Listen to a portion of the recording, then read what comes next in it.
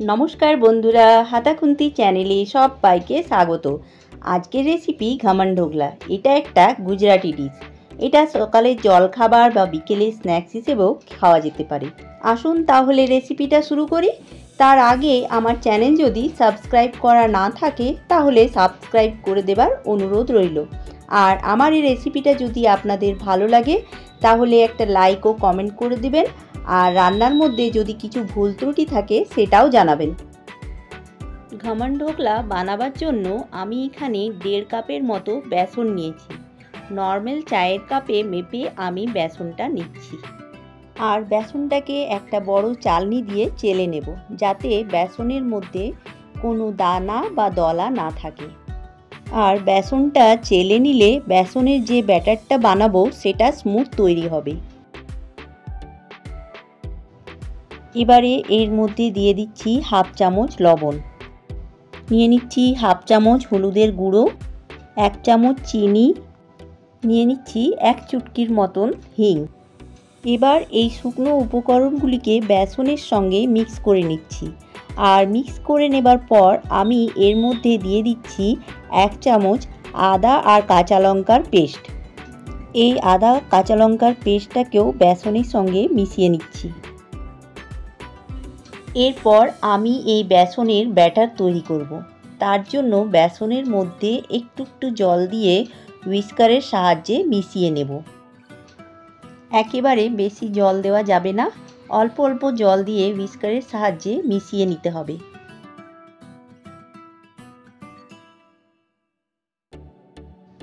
এই ব্যাটারটাকে এরকমভাবে 5 মিনিট ধরে ভালো করে ফেটিয়ে নিতে হবে। বেসনটাকে যত ভালোভাবে ফেটানো হবে তত ভালো ঢোকলা স্পঞ্জি ও সফট তৈরি হবে।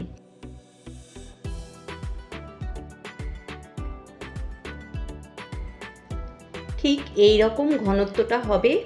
আর ফেটানো হয়ে গেলে এবার ঢাকা দিয়ে 10 মিনিটের মতো সেট হওয়ার জন্য রেখে দিচ্ছি। এইদিকে একটা কড়াইয়ে 1.5 গ্লাস জল দিয়ে তার মধ্যে যে কোনো একটা স্ট্যান্ড দিয়ে ঢাকা দিয়ে জলটাকে গরম হতে দেব। আর এই সময় গ্যাসের ফ্লেমটা আমি লোতে রেখেছি। ততক্ষণ বেসনের ব্যাটারটাকে আরও একটু ফেটিয়ে নিচ্ছি। ফেটানো হয়ে গেলে এই ব্যাটারের মধ্যে দিয়ে দেব 1 টিস্পুন ইনো।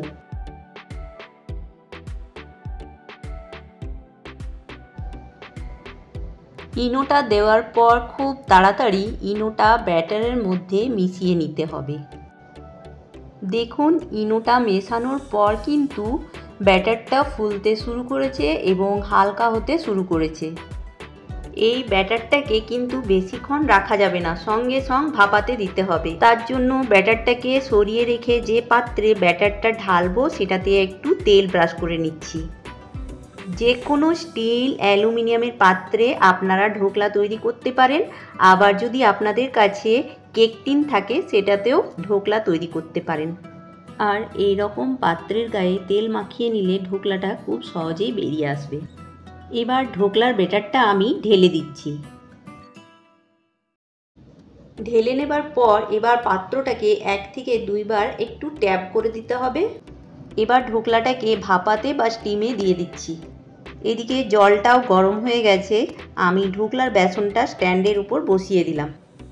এবার কড়াইটা ঢাকা দিয়ে ভাপাতে হবে 15 থেকে 20 মিনিটের মতো। আর এই সময় গ্যাসের ফ্লেম মিডিয়াম টু লোতে রাখতে হবে। 20 মিনিট পর একটা টুথপিক দিয়ে ঢোকলাটা চেক করে নিচ্ছি। যদি টুথপিকের গায়ে কিছু লেগে না থাকে তাহলে বুঝতে হবে ঢোকলা তৈরি হয়ে গেছে। এবার ঢোকলাটাকে নামিয়ে নিচ্ছি। আর ঢোকলাটাকে কিছুক্ষণ এইভাবে রেখে দিচ্ছি একটু ঠান্ডা হওয়ার জন্য। ঠান্ডা হয়ে যাওয়ার পর একটা ছুরি দিয়ে সাইডগুলোকে এইরকমভাবে ছাড়িয়ে নিতে হবে। এবার পাত্রটার ওপরে একটা প্লেট রেখে উল্টে দিলেই খুব সহজেই ঢোকলাটা বেরিয়ে আসবে। এইবার ঢোকলার জন্য একটা সিরাপ বানিয়ে নিচ্ছি। তার জন্য একটা কড়াই বসিয়ে তাতে 2 চামচ সাদা তেল দিয়ে দিচ্ছি। তেল গরম হলে এতে দিয়ে দিচ্ছি 1/2 টিস্পুন কালো সর্ষে। সর্ষেটা ফাটতে শুরু হওয়া পর্যন্ত একটু নাড়াচাড়া করে দিচ্ছি। এবার এতে দিয়ে দিচ্ছি 4টে চেরা কাঁচা লঙ্কা, 10-12টা কারি পাতা এইগুলোকে মিনিট খানেকের মতো ভেজে নিচ্ছি। এবার এর মধ্যে দিয়ে দিচ্ছি 1 কাপ জল। যে কাপের মাপে বেসন দিয়েছিলাম সেই কাপের মাপ। এবার এতে দিচ্ছি স্বাদ মতন লবণ, 1 টিস্পুন চিনি আর 1/2 টিস্পুন লেবুর রস। এবার এটাকে 2 মিনিট ফুটিয়ে নিচ্ছি। 2 মিনিট পর গ্যাসের ফ্লেম অফ করে দিচ্ছি আর শিরাটাকে ঠান্ডা করে নিচ্ছি। এইদিকে ঢোকলাটা একটা চাকু দিয়ে শেপ করে কেটে নিচ্ছি।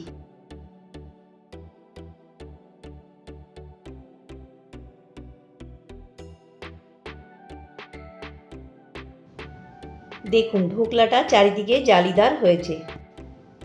এবার শিরাটা যখন হালকা গরম থাকবে সেই অবস্থায় ওপর থেকে শিরাটা ছড়িয়ে দিচ্ছি। সিরাপটা দেওয়ার পর ঢোকলাটা 10 মিনিট রেখে দিতে হবে। 10 মিনিট পর সার্ভ করতে হবে। ব্যাস, আমাদের সফট এবং স্পঞ্জি ঢোকলা একদম রেডি সার্ভ করার জন্য।